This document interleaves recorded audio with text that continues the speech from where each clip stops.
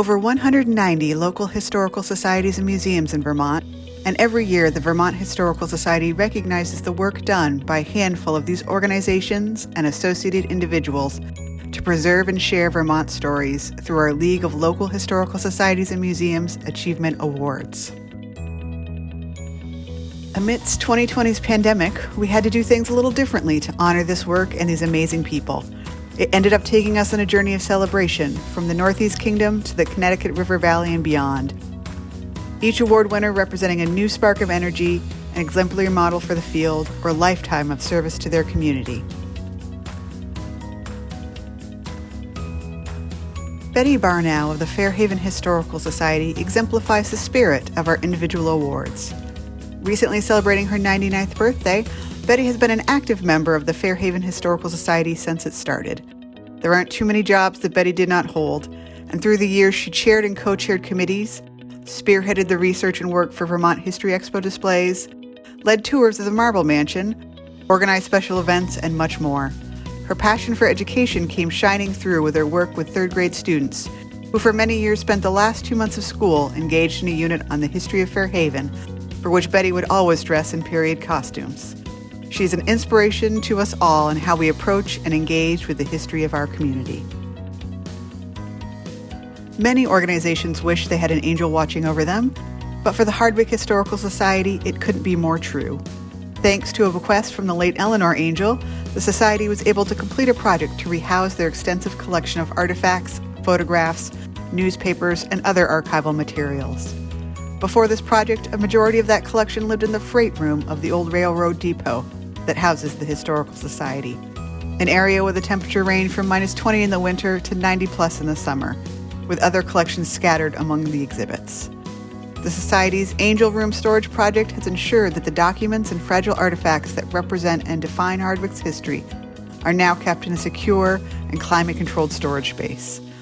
It also represents an important investment by the Historical Society in the care and management of its collections, and serves as a model for other small organizations in how to create storage within historic structures.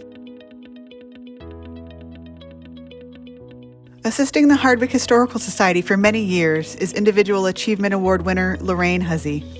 Lorraine has helped shape Hardwick's history for most of her life, and today, at 92, she puts in at least 6 hours a week at the depot, as well as serving as corresponding secretary and newspaper clipper in her off hours at home. From the beginning, Lorraine allowed her information to be taped to the window of the depot as the person to call with questions or requesting an appointment. She still regularly handles up to 30 calls a year, answering questions or digging up information for people all over the country. Lorraine thinks in notebooks. This has included compiling notebooks for Hardwick's French Heritage Festival, a collection of obituaries of prominent people in Hardwick, and several notebooks on Hardwick Academy. Lorraine is the heart and soul of the organization. Not a day at the depot goes by without one of the volunteers taking the shortcut for finding information by just asking Lorraine. If the question involves a person or a building, she knows the answer. When the Waterbury Historical Society decided to recognize the community's influential women over the last 100 years, to celebrate the centennial year of the ratification of the 19th Amendment, they worked to prepare an exhibit based on a scrapbook that had been maintained by the Waterbury Public Library. Ready to open the exhibit in March, the world threw them a curveball when the entire state of Vermont was closed down due to the pandemic. Believing that creativity and perseverance will always find a way during difficult times, Cheryl Casey used the foundation of the static exhibit and made a series of videos. The stories have come alive with photographs and interesting contributions from these celebrated women of Waterbury. The 6 videos highlight 20 women's stories from the original project, featuring narratives and images accenting their distinctive and singular contributions to the community, accomplishments, activism, and humor. From stories of the everyday to tales of the extraordinary. A high-quality project that was a very creative response to the pandemic and a potential new model for other historical societies as ways to increase virtual engagement.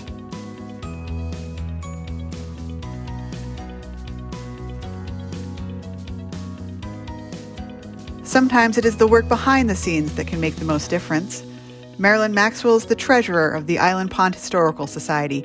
But, far from just doing the accounts, Marilyn, who is a shy and retiring yet extremely determined lady, has thrown herself into supporting the aims of the Society in numerous public ways. This includes donning a giant blonde wig, a voluminous gown, and be levered up into the back of a truck where she sat in the baking hot sunshine in order to play the role of Mrs. Julia Grant, wife of Ulysses S. Grant for the July 4th parade. Marilyn is also an IPHS outreach volunteer, visiting care homes and demonstrating antiques to the elderly residents and speaking with them about their lives. Marilyn is also a font of knowledge, especially for people from beyond Vermont who want to know their family history. Marilyn represents a true behind-the-scenes hero who is a necessary component to running a successful historical society and the type of person who should be celebrated more often.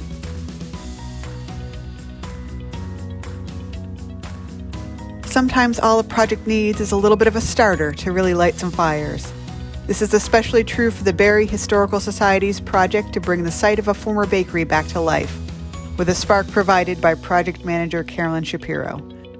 In 1913, the Union Cooperative Store Bakery was built behind the Socialist Labor Party Hall in Barrie.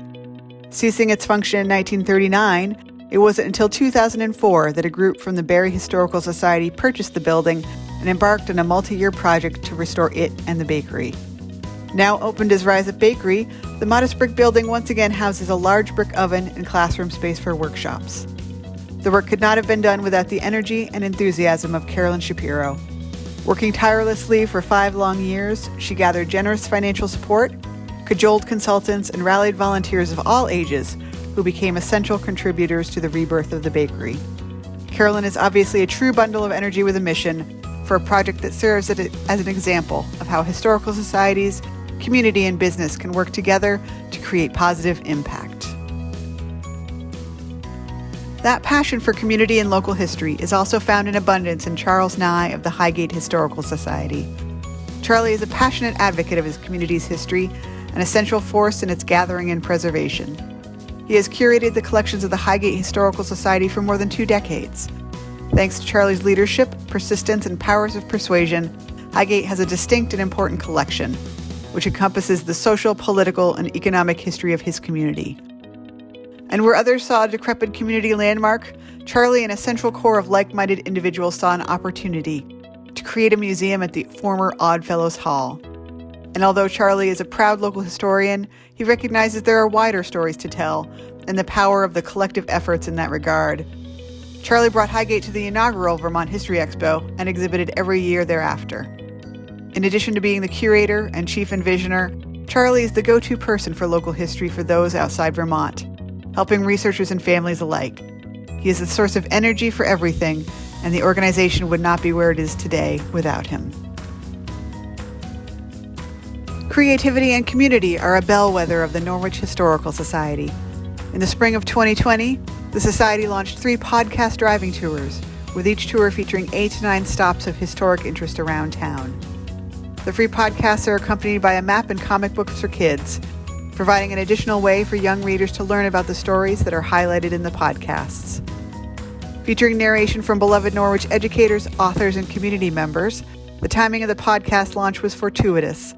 Just as the COVID-19 lockdown was starting, under the guidance of Director Sarah Rooker, the Society was able to lean into programming that would serve the community during this time when public events and educational activities were shut down. The podcast driving tours have turned out to be tremendously popular, having been downloaded over 4,000 times already. In addition, the Norwich 3rd grade teachers assigned all 3 podcasts to the students as part of their Norwich History Unit. Finding a way to bring a multifaceted project to fruition under less than ideal circumstances is just one reason to celebrate this project and the Norwich Historical Society. A dedication to her work and multifaceted talent are just some of the reasons why Karen Yaggy has been a valuable member of the Richmond Historical Society Board for many years. It is in her current position as archivist that Karen has had the biggest impact. In 2015, when the Historical Society was able to acquire more than 400 glass plate negatives of photographs taken by a Richmond photographer in the 1910s and 20s, Karen worked tirelessly with several other Richmond residents to get the negatives scanned and digitally accessible. Over the last 10 years, she has created and presented several other Richmond history programs for the general public, and Karen is constantly reaching out in other ways to engage the local community with the Society. Now, during the COVID-19 pandemic, Karen is continuing to share with the community. When no 4th of July parade could be held, Karen produced a slideshow that was a Google Meets opportunity to see photographs of Richmond parades over the past 100 years. We have no doubt Karen will continue to make a huge impact on Richmond's history for years to come.